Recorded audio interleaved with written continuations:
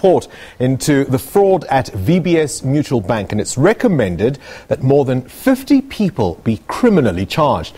The report, titled VBS Mutual Bank, The Great Bank Heist, was released today and makes a number of explosive findings, including how perpetrators of the heist made away with almost 2 billion rand.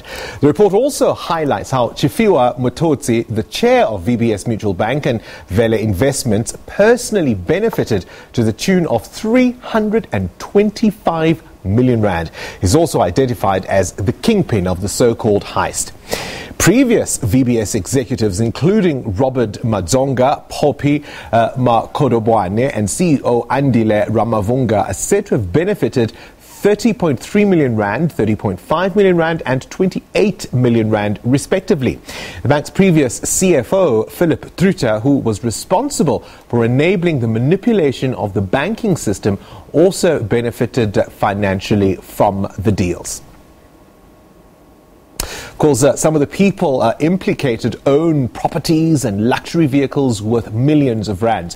One of VBS's founding fathers and a minority shareholder, Madambi Muvhulawa, also whose name is not on the report, says those implicated in the collapse of VBS must have their properties sold to try and recover the money.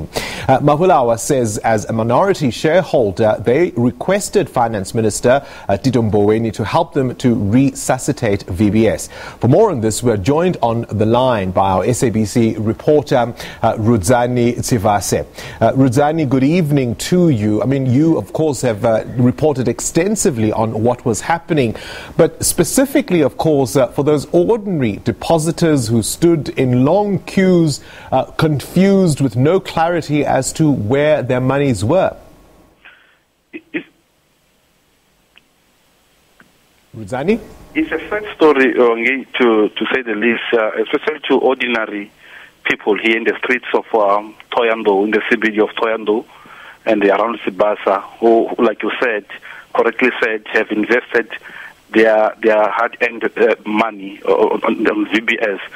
When we were covering the story about 3 months ago, when the VBS accounts were transferred to Nedbank, they indicated to us that they don't want anything to do with VBS anymore. Most of them said that because what they've gone through, you remember they used to sleep overnight waiting to be served the following day, and they were only allowed to withdraw up to 1,000 rand. And as time goes on, they were only allowed to withdraw up to 100,000 rand. So they still have some money deposited invested in the VBS.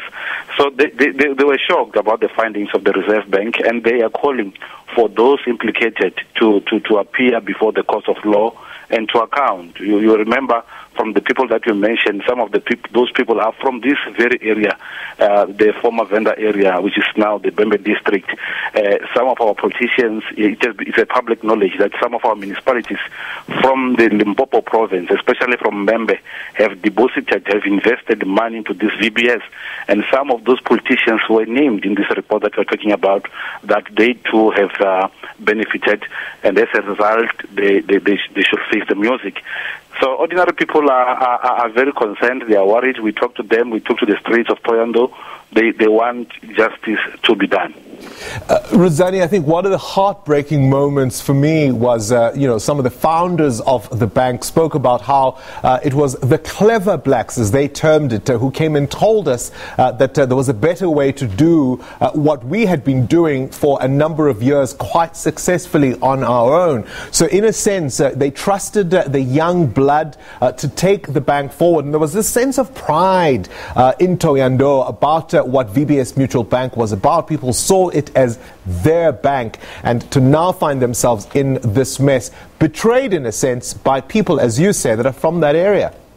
It's a very touching story. If you around Thohoyandou here, people have invested, they've built houses, mansions through this bank, through the money that they invested in this bank. So we're talking of street vendors here. We're talking of people who are not employed in, who have invested money. They built houses, they've built beautiful homes, and they trusted this bank. This bank has been in existence for decades in this area. Started by when the former president of the then Republic of Venda, the so-called Republic of Venda was still alive. He started this with the one of the founding fathers who's still alive, Mr. Muvhulawa, whom you talked about in your intro there. And Mr. Muvhulawa, when you talk to him, you can see the old man is, this has also affected his health because he trusted this bank. He has invested a lot of money in this bank, and other people, they used to call meetings in the evenings since this investigation started as minority shareholders, so-called minority shareholders, because they were concerned. They still want the bank to reopen. They committed to invest money for the bank to reopen. Hence, they said they've presented a document to the then Minister of Finance in Tanzania, and then which they hope that the current minister will take forward, because according to them, the correspondence is sitting somewhere in their desk, finance minister's desk in Pretoria, because they feel this bank, it was their pride. You know, they are very much aligned to this bank, and hence these people who are, some of them are implicated, are the people who were born and raised here in the former Venda, whom some of their fathers were involved in starting this bank. So it's a very touching story, especially to those elderly women, to elderly men, the pensioners who have been spending sleepless nights here waiting to withdraw some of their cash. But be that as it may, Bongi, you remember the Reserve Bank has invested about over 300 million rand to Nedbank for those people who still have their cash to go and withdraw. So they're still encouraged to go and withdraw, but they can only withdraw up to 100,000 rand. All right, Rudzani, we'll have to leave it there. I mean, it's a really, really sad tale, and it remains to be seen whether or not the bank can be saved. Advocate Terry Mudau, who released this report, has called for criminal actions to be launched against those responsible, and he says it cannot be saved.